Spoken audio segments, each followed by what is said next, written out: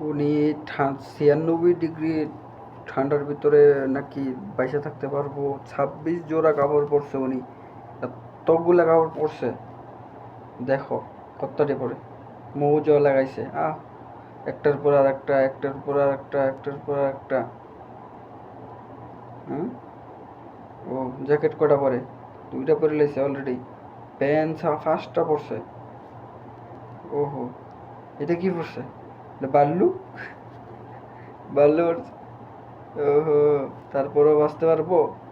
26 minute লাগছে এটি পড়তে। ও নো। ওহো, আজ জমে গেছে দেখো বন্ধুরা। ওহো, ও ও হাত ঠোসা পড়ে গেছে, পানি জমে গেছে পুরা।